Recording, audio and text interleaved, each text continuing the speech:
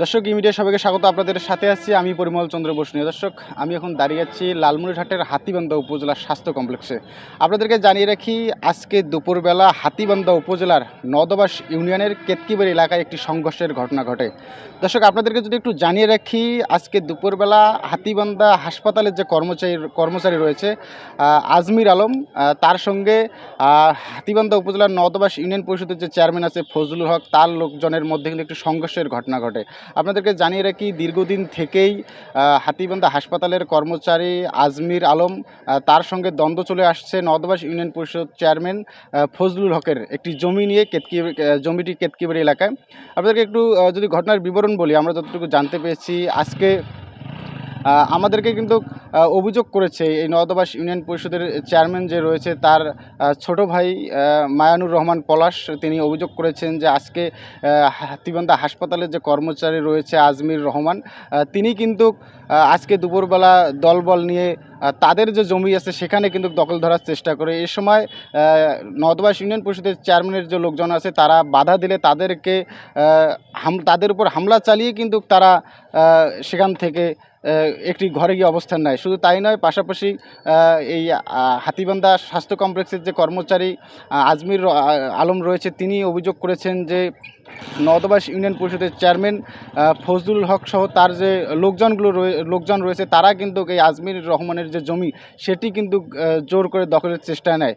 এরপর আজমির রহমান সহ তার যে দলবল রয়েছে তারা বাধা দিতে গেলে তার উপর হামলা করা হয়। দর্শক আপনাদেরকে একটু জানিয়ে রাখি, এই ঘটনাস্থলে কিন্তু তখন অর্থাৎ দুপুরবেলা কিন্তু বেশ উত্তেজনাকর পরিস্থিতির সৃষ্টি হয়। শুধু তাই নয়, আমরা দেখেছি সেখানে কিন্তু পুলিশ মোতায়েন করা হয়। পাশাপাশি হাতীবান্ধা থানা পুলিশের একটি টিম গিয়ে কিন্তু সেখান থেকে 12 থেকে 13 জনকে কিন্তু থানায় নিয়ে আসে।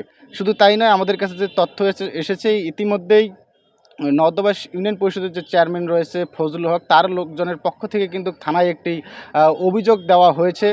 পাশাপাশি আপনাদেরকে জানিয়ে রাখি যে আজকের এই নওদাবাস ইউনিয়ন পরিষদের চেয়ারম্যানের লোকজন এবং এই হাতীবান্ধা হাসপাতালের কর্মচারী আজমির রহমানের যে লোকজন আছে তাদের মধ্যে সংঘর্ষের ঘটনায় কিন্তু 5 জন আহত হয়েছে।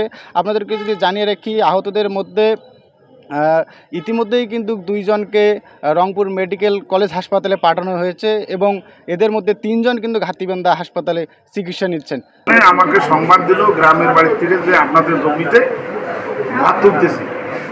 তারপর আমি তাৎক্ষণিকভাবে চেয়ারম্যানকে ফোন দিলাম। চেয়ারম্যান তাৎক্ষণিকভাবে চৌকিদার এবং থানায় ফোন দিল, দিয়ে থানাওয়ালা ওইখানে ঘটনাস্থলে যা দাঁড়াইলো। দাঁড়ার আমাকে চেয়ারম্যান বলল যে তুমি কাগজপাতি নিয়ে যাও জমি। আমি নিয়ে যাওয়ার মাত্রই বেধরুম পিটন শুরু করলো আমাকে। আজমির গম সব কিছু এরাই অন্যায়ভাবে আমাদেরকে অ্যাটাক করছে। আমাদেরকে এই অ্যাটাক করার পরে আমাদের সীমানা যেগুলো ছিল সীমানা ভাঙিয়ে দিছে। এরা যখন খুব ঢিল এবং সশস্ত্র লোকজন আসছে, আমরা একটা বাড়িতে যে আশ্রয় নেই, ওই বাড়িতে যখন ভাঙচুর করে আমাদের ওটা হলো টিনের ঘর, ওটা ভাঙচুর করার পরে আমরা আমার পাশের চাচার ঘরে যাই। দর্শক আপনাদেরকে আবারও জানিয়ে রাখি, আজকে লালমনিরহাটের হাতীবান্ধা উপজেলার নওদাবাস ইউনিয়নের কেতকিবাড়ি এলাকায় কিন্তু জমি নিয়ে সংঘর্ষ হয় সেখানে। তবে আমরা আপনাদেরকে জানিয়ে রাখি, আমরা দুই পক্ষের সঙ্গে কথা বলেছি, দুই পক্ষেই কিন্তু প্রাথমিকভাবে পাল্টাপাল্টি অভিযোগ করেছে আমাদের কাছে যে তাদের দুই পক্ষই দাবি করেছে যে তাদের যে জমি নিয়ে সমস্যা সেটি কিন্তু তাদের, এমন দাবি দুই পক্ষের। দর্শক এই ছিল আজকের লালমনিরহাটের হাতীবান্ধা উপজেলার যে নওদাবাস ইউনিয়ন পরিষদের চেয়ারম্যানের লোকজন এবং হাতীবান্ধা হাসপাতালের কর্মচারী আজমির রহমানের লোকজনের মধ্যে সংঘর্ষের সর্বশেষ। পরিমল চন্দ্র বসুনিয়া, ই মিডিয়া, লালমনিরহাট।